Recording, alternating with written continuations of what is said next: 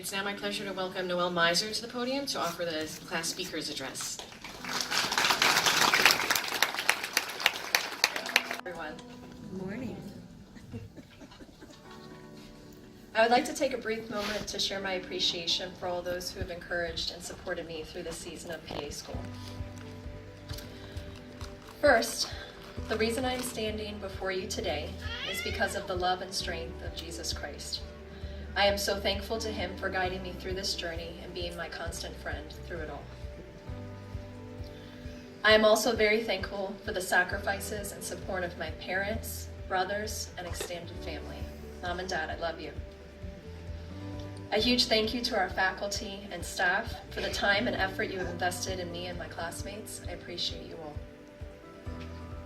And thank you, class of 2018, for not giving up and for consistently supporting each other these past 2 years. Suture. The seamless synchrony of the OR dance. I love that each member is so adept in their role, that the flow of movement is so natural. It's as if we've all become the many members of one body. There is a rhythm that is felt, and once you are trained to your role, you easily fall into it. Lights off. Oh, how I love to see living tissue, pulsing and flushed with life. It puts me in awe every time. Noelle, here's the scope, the chief resident said calmly. Here's how you hold it. Without a word, when the scope was not in the right position, the chief resident placed his hand on mine and moved it into the right place. I thought since I wasn't performing my role well enough that I would be relegated to watch. However, to my surprise, the chief continued to guide my hand as he ligated and cauterized the cystic artery and cystic duct, and as he resected the gallbladder from its areolar ties to the liver. As the chief's strong, gentle hand guided mine, I held back tears. In that transcendent moment, my Heavenly Father taught me that with great strength and great gentleness, He too is guiding me through this life. We have all experienced moments like these, moments when fellow team members and patients have shown us great kindness and understanding, when we faltered, or as we were doing something for the first time. During these vulnerable moments, our team members and patients not only taught us to do our job well, but to do it from the heart. We all make mistakes, and we all have room to improve. In just a few short months, we will experience moments in practice where we can choose to show kindness and to take a few extra moments to teach those around us, to linger and support our patients and their families. So let's continue to pay it forward, to be the person who is willing to take the hand of our patients, our colleagues, and everyone else, and to help guide and strengthen them. It was one of my first overnight shifts in the ER. In my excitement mixed with fatigue, I felt on edge, knowing at any time that I could experience my first full code. Just as the urgent care side of the ER was closing, I caught a glimpse of several nurses and doctors moving swiftly into a room across the ER and calmly drawing the curtain. "I'll be in the code if you need me," I said to my PA colleagues as I made a beeline to the curtain room. I introduced myself and became the runner for the team, grabbing bags of normal saline, rushing the labs upstairs, whatever was needed. I learned our patient was a 40-year-old woman whose brain was herniating due to significant cerebral edema and a massive astrocytoma, an aggressive brain cancer. The situation felt so out of control, yet I watched the team smoothly follow neuroresuscitation protocol.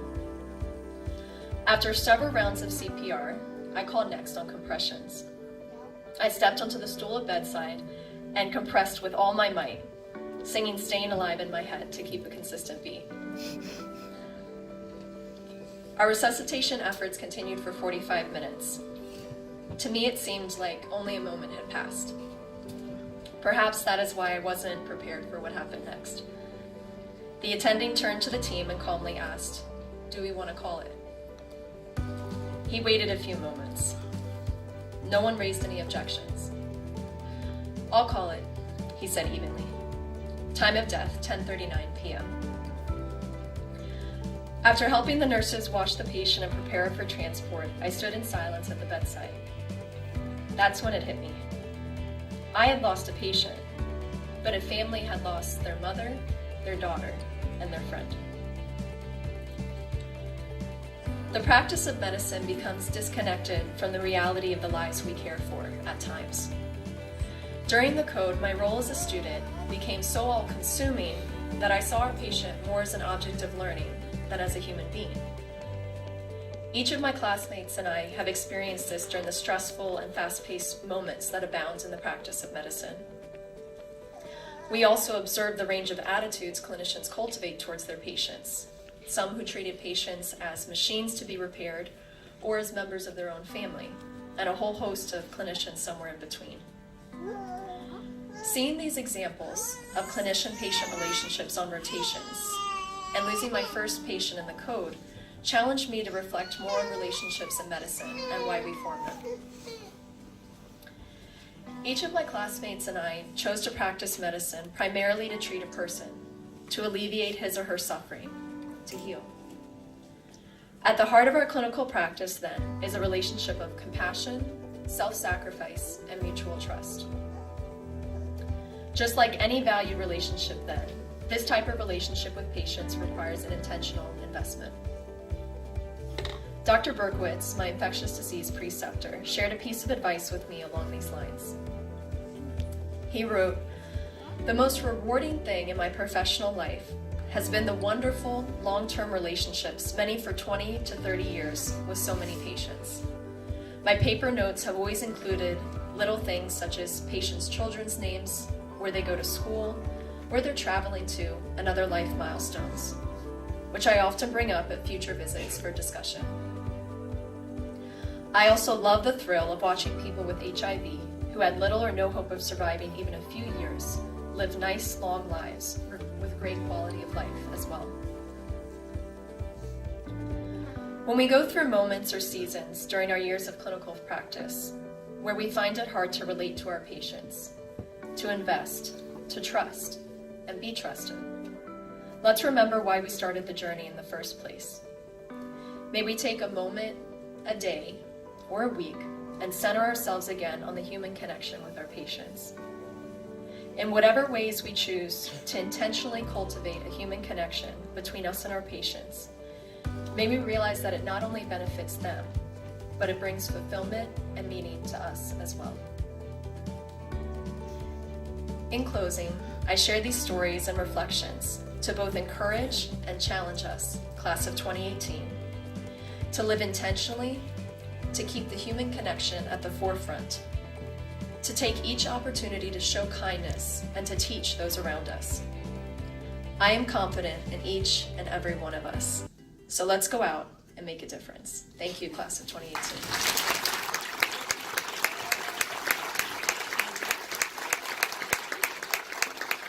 PA. Shortly after she began PA School, she jumped right in. As a student academy outreach chair, she could be found helping others with projects for the community, the program, and the university. Whether at an LIU wellness and prevention event, spearheading projects for the community, spearheading the Relay for Life, and also organizing a medical Spanish presentation, helping with the park cleanup, or coordinating a New York City Meals on Wheels event. In her application to PA School, she wrote about how she has a deep set of passion to help others, and how she envisions a bright future of helping communities become whole. She's committed to bringing healthcare to the underserved and to making a real impact in the quality of life for her patients. She clearly understands and values the humanitarian role of the physician assistant. Those around her have described her as a gracious and dedicated woman with a warm heart.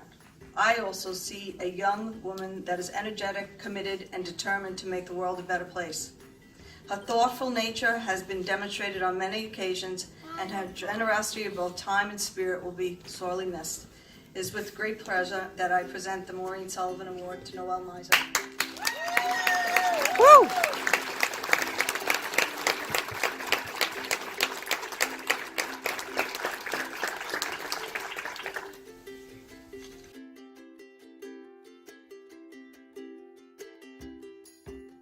Studies Peer Award goes to Jenna Coluccio.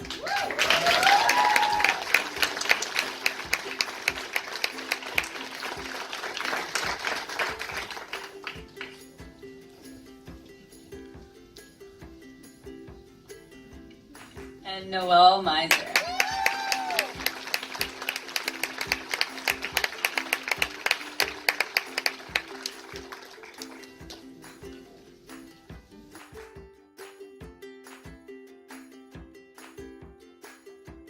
Academic integrity, academic prowess, professionalism, also has garnered the esteem of their peers as well as the adoration of the faculty. Once you meet this PA student who's now going to be PA, you know that she's very humble. She always wants to do the best for her patients and always the best for herself. She's already garnered a couple of awards already, so you know that she's amazing as a consummate PA. Goes to none other than Noelle Miser. Dear God.